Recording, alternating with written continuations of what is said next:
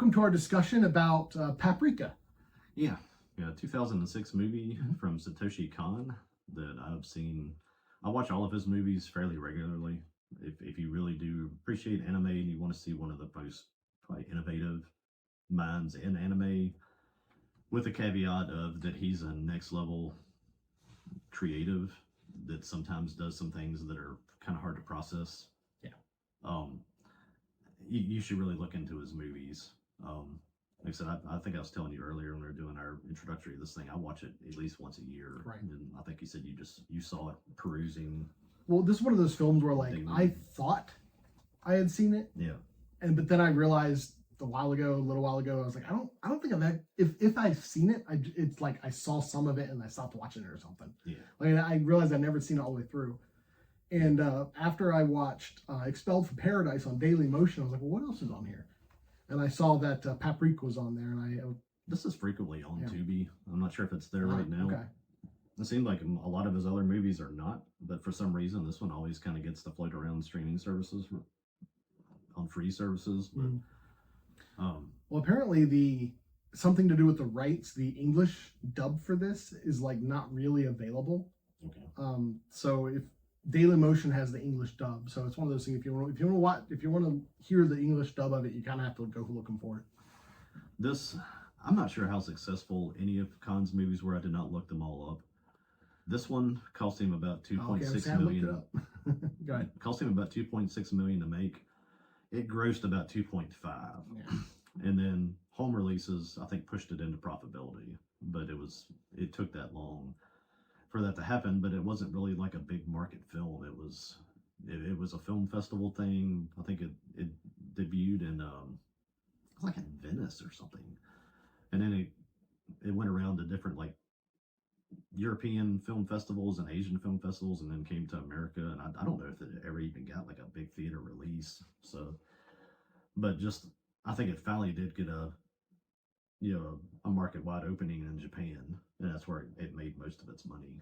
But really interesting. It's based off of a 1993 novel by see if I can try this, Yasutaka Okay.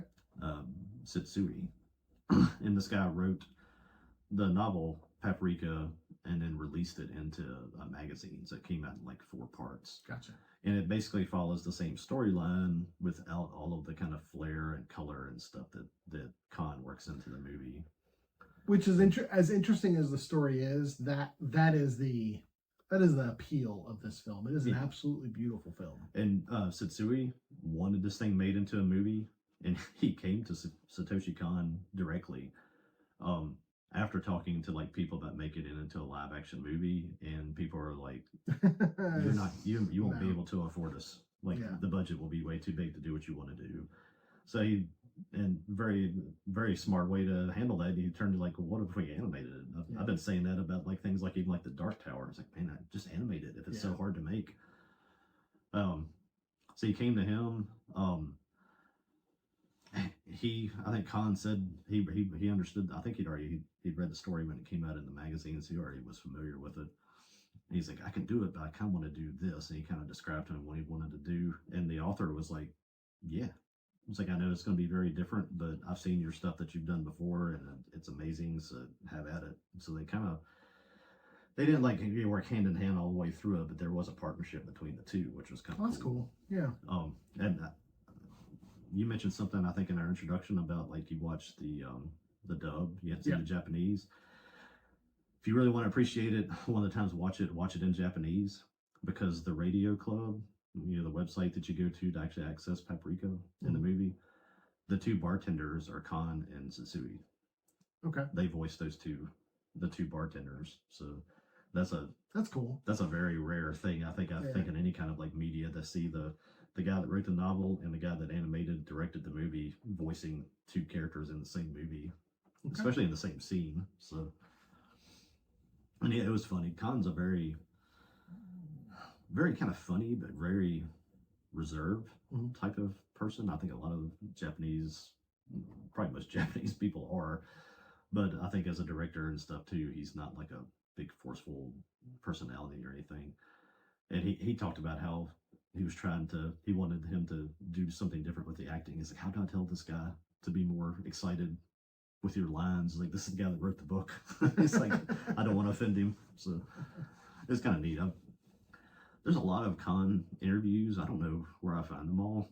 I'm sure most of them are on YouTube. I'm sure.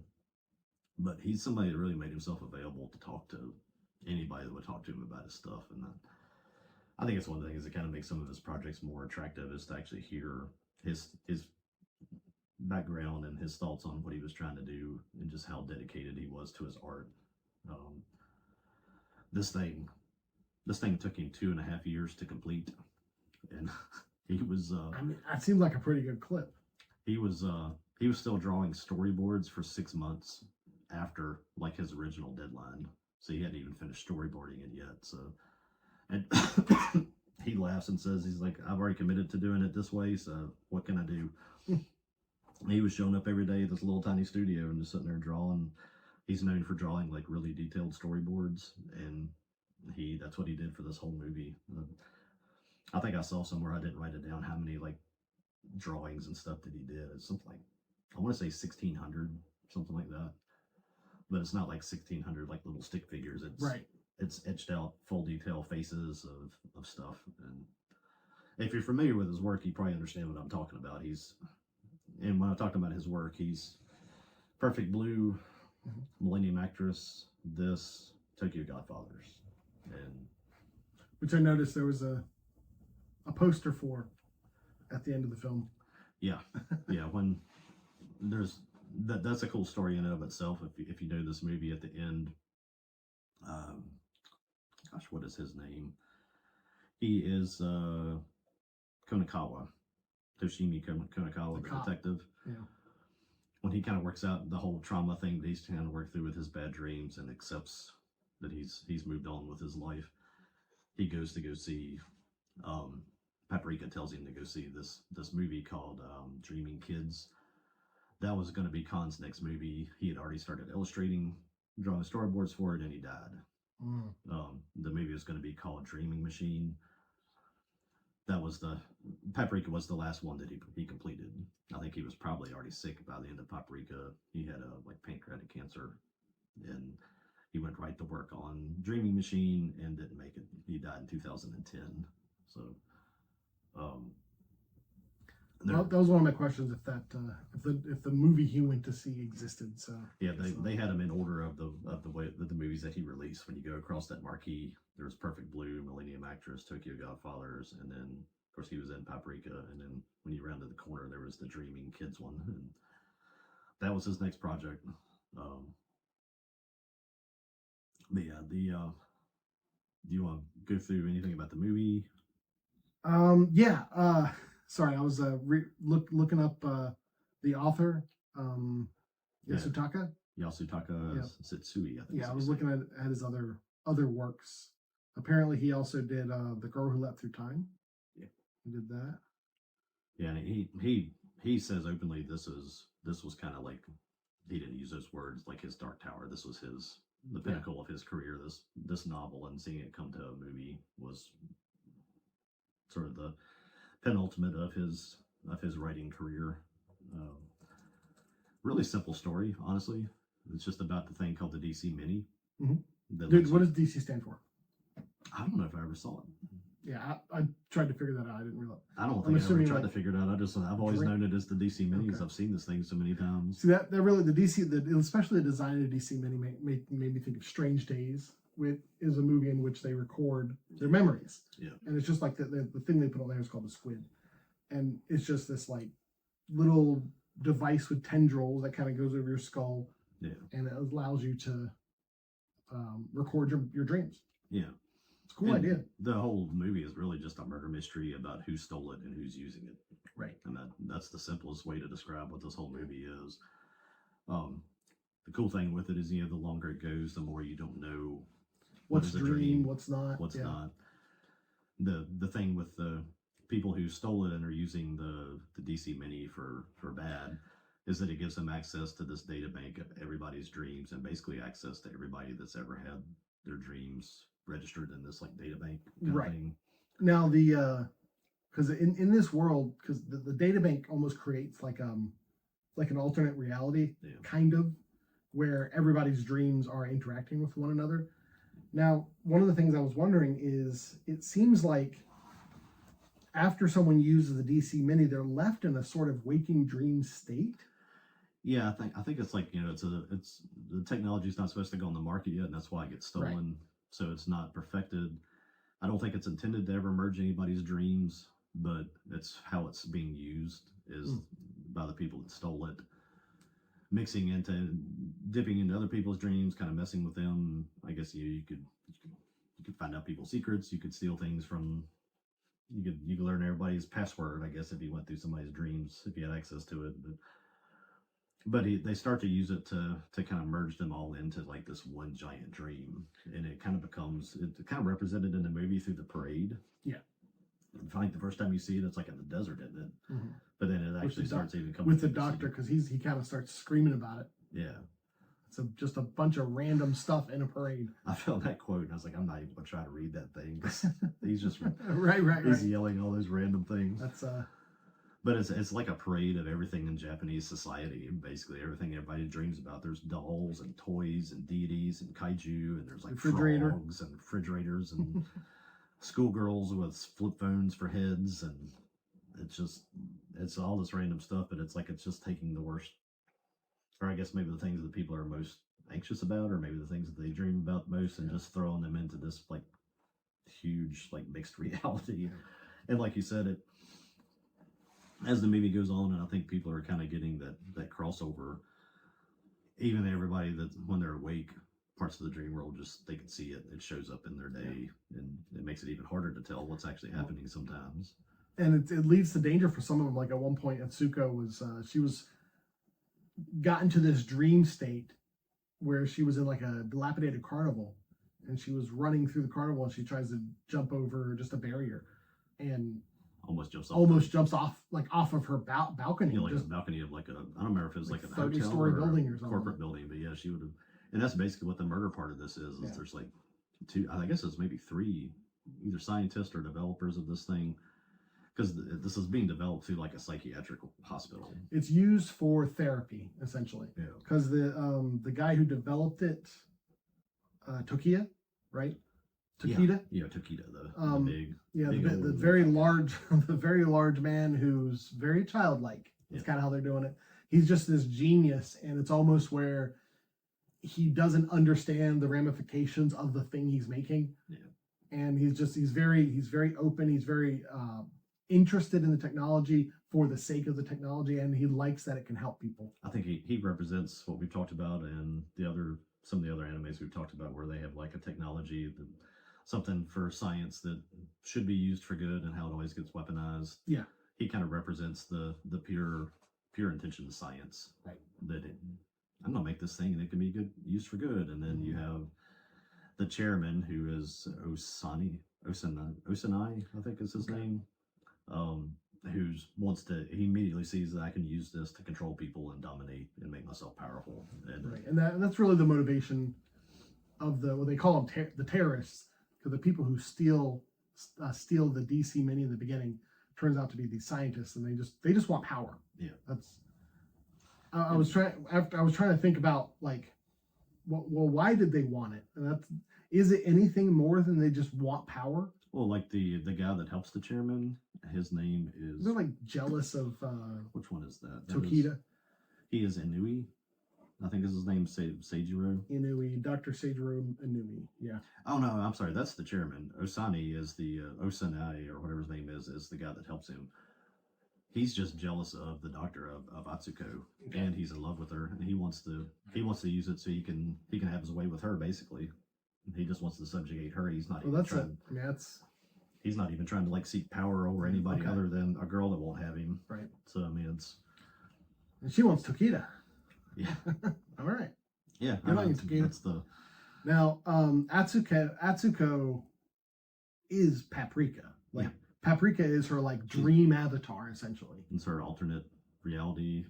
But in this alternate identity. But in this dream world, Paprika gains her own like self identity.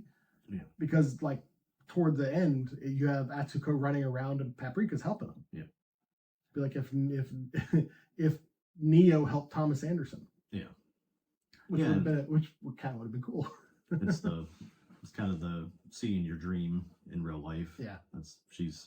It's almost like Paprika comes to life and is just sort of like her guide, walking her through everything. She's still not physically there. It's just that we're seeing her because everybody else is seeing her.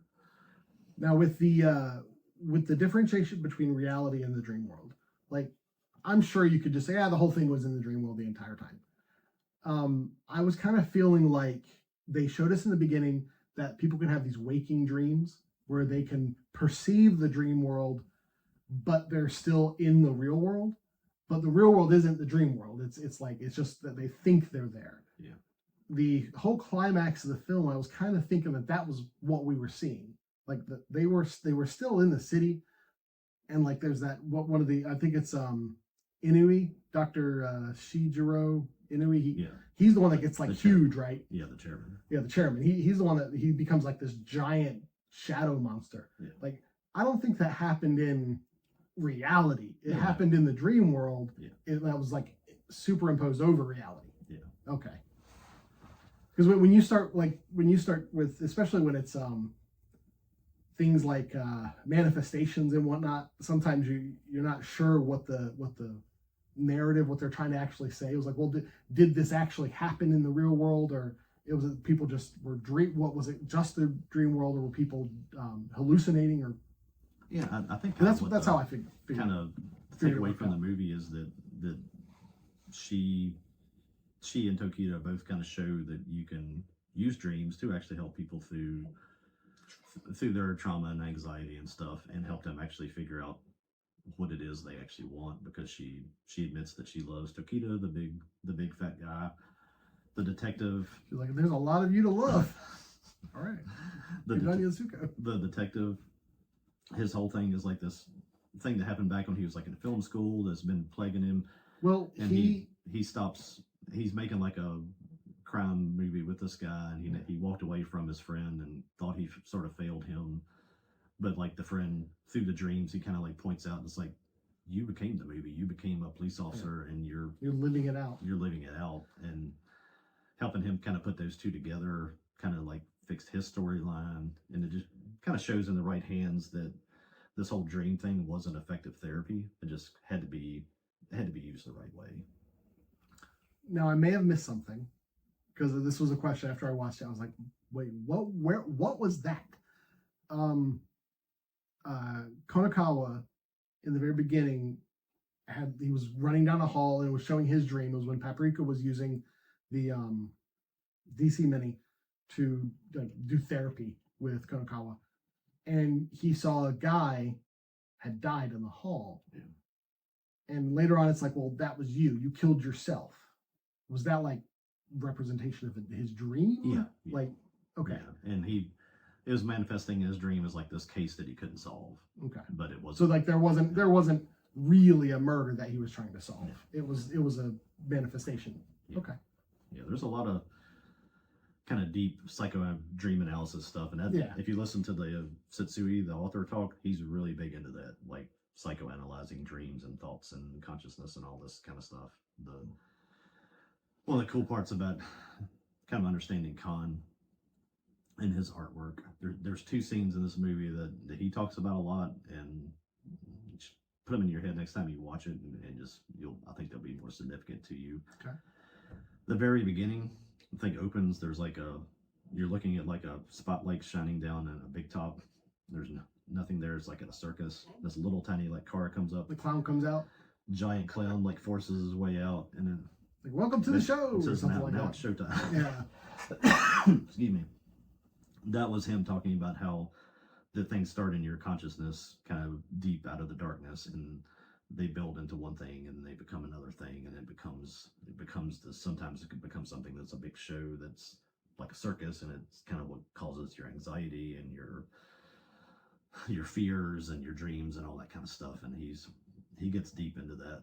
Listen to him talk about that. And that's a little tiny scene at the beginning. Okay. That's the kind of like attention to detail that he does. I was just like, when I saw that scene, it was like a throwaway scene. It seemed like, but he had all this.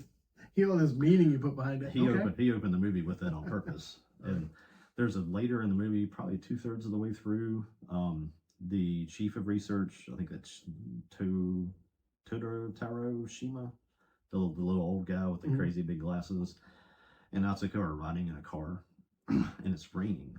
And if you watch the animation, it shows, it kind of focuses in on like raindrops that are kind of running into each other, and they keep running into each other, and they become a big stream that runs down the window. And he talks about how he was riding in a car, and he saw that after a rain, and like he made this whole like scene for that. And that was the he saw it as like, I must animate that. Well, it was that, you know, that he focused on the rain running and then drops becoming stream, because that's representing what's happening in everybody's dreams. Yeah. That the dreams are coming together. One little drop comes into another, and comes into another, and that's how it like manifests when all the stuff starts to cross over into this big parade. And he wanted to have he wanted to have this big crazy parade with all these creepy dolls, and what's the big guy, Tokido? He's like in a big like 80s robot with his face on the screen. Like TV for a face. And he wanted to have that to show that that's like how it all started, was like this little raindrop thing. Just nice. Kon's a next level dude. I don't know what else to say about him than that. It's such a shame that he died at a young age, because you really only got, with those 4 movies in a series, you got Paranoia Agent, and then those 4 movies, and that's it. And I'd love to see what he kept on doing. I mean, he'd be a little bit older than us, but I guess he'd probably be about 60 right now, but he probably would have made at least 2 or 3 more movies by now, and would probably still be working on another one as soon as he was done with the first one. So, and you never watched Paranoia Agent, right? I have not. You've watched it recently. Yeah, he uses like the same. There's like the same. I don't know if it's what you call him. It's a musician. Okay. I don't know if you call him a composer or not, that works with him through all of his stuff. And this music and this stuff in this movie was very similar to Paranoia Agent, where it's kind of more disturbing in Paranoia Agent, where the whole thing is just about like a killer and people like going crazy and killing themselves. This one wasn't quite as intense on that front, but it has this like weird kind of playful, creepy music that really makes them. It really does make an interesting atmosphere in these movies. You could 100% do a film school series on Satoshi Kon. I'm sure it exists. No, yeah, it probably does. If not, then people are just missing out on an amazing resource, because there's a lot of the big manga artists and anime directors and stuff we've talked about. It seems like those guys are in this group, and like over here somewhere is like Satoshi Kon. I think the only other movie I've seen from Satoshi Kon is Perfect Blue. Yeah. And Perfect Blue is one of those animes where I've recommended it to people, but it's a trepidation recommendation. Yeah. Because it does deal with a lot of heavy themes. And from what you've told me of Paranoia Agent, kind of the same situation where it's like, this is some heavy themes, you can't just recommend it to somebody. Paranoia Agent and Perfect Blue are over here. Yeah. And like on the shelf of like, yeah. If you're into mature themes, then yeah. But Paprika, I would definitely say this is one of those anime you recommend this to people who really aren't into anime, who are like, well, recommend me something that I might like. Yeah. This is definitely one of those films. This could steer you into a variety of things I could recommend if you like this, where you get this kind of over the top animation stuff with pretty cerebral stories kind of working their way through it. It's got I still wouldn't want to recommend this one for kids, because there's a couple scenes that are a little bit too much for a younger audience in this one. But yeah, somebody that was like, what's this anime stuff about? Yeah. It'd be an interesting one to try on somebody. They one of the big conversations people always want to have about this movie is like Inception and stuff from Christopher Nolan, and what did he steal from him? And my point I'm at the point with Nolan after seeing what he's doing with the Odyssey is I don't even want to give him any of my screen time. And Inception was at the very least a nod. I think it was probably more that I was like inspired by Paprika, but it's not like ripped off or anything like that. I There's don't just- think the idea of like, There's just like 6, are we in a dream or are we not? I don't think that's There's just like 6 unique. scenes that are shot for shot. But yeah. Well, I mean, if you look at, I mean, there are a lot of films that do that. Quentin Tarantino is infamous for doing that, where he'll just like recreate a shot in his film, and that scene more of like a homage than. I've always ripoff. liked the way that Tarantino does it because he'll come out and say in an interview, he's like, Yeah. yeah, that's from this movie Oh, from yeah. 1973. Yeah, he tries to I promote agree. those films. I grew up watching that movie. I love it. You should watch it. Nolan's like, no, I didn't steal it. I'm Oh, like, really? He denies it? Okay. Yeah. He can't. Come on, he can't deny that whole way. Go on. Come on. Go on and finish your Odyssey movie with. But like, I mean, Cut myself off before I start talking about that one. if someone says they're a fan, if they're interested in anime and they're a fan of Inception, yeah, I would definitely be like, hey, watch Paprika. Yeah, I would even take out the caveat of anything about Inception. Just if you're interested in anime and want to see that it's not all about some giggling schoolgirl thing, that this is a really cool movie. This could very easily be a live action movie. Mhm. I think now with CGI, you probably could do it. I mean, yeah, you could do it now with CGI, but back in, I mean, you could have done it in the early 2000s, but it would have looked kind of rough. Think about the practical stuff there, man. Yeah. If you costume some of the dream sequences, man, it could have been some good filmmaking if you had the right people involved. You might not have had the parades of dolls and stuff the way they did in the movie, but man, you start throwing people into some of those costumes and have them coming out of like hallways, and it'd been some pretty. Give it to Del Toro. Oh yeah, Give it to Guillermo del Toro. yeah. I think he'd enjoy doing it. You know, John. Especially, I'm thinking of the parade scene where Paprika talks to who is it, the little doctor, Onisai? No, he's the that's Shima. Shima. Yeah. When she like brings Shima out of it, that scene was wild. Yeah. No, but a beautiful film. It's beautiful Yeah. work. It's a little weird. I mean, If somebody jumped into this with their first anime, it might be like, well, you guys are pretty weird, but I would say I would use the term beautiful for not only visually but narratively. I think what the film has to say, the characters in it. I just think it's a beautiful film. yeah, it's one of those things. We talked about it. We were talking about Seven, about the Lord works in mysterious ways and how disturbing that was in that concept, in that context. This being this guy's last entry into the world before he left was maybe the positive side of that is that he left you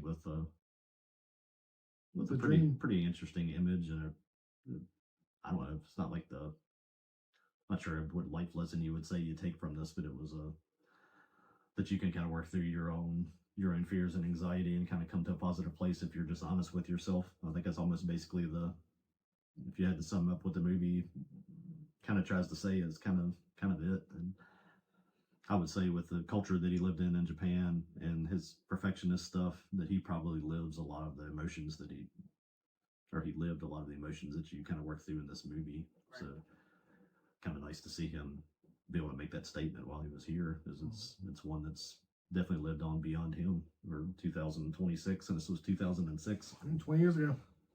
And there's still people that are seeing it for the first time. Which it does definitely makes me appreciate the fact that it was hand drawn, because that's definitely a dying art form. And I think if this was made today, it would look a lot different. The fluidity of the animation is just fantastic. Yeah. So I'm glad it was made when it was made, and it definitely stands the test of time. If you haven't watched it, Yeah, you got homework, go get it. All right, that's Paprika.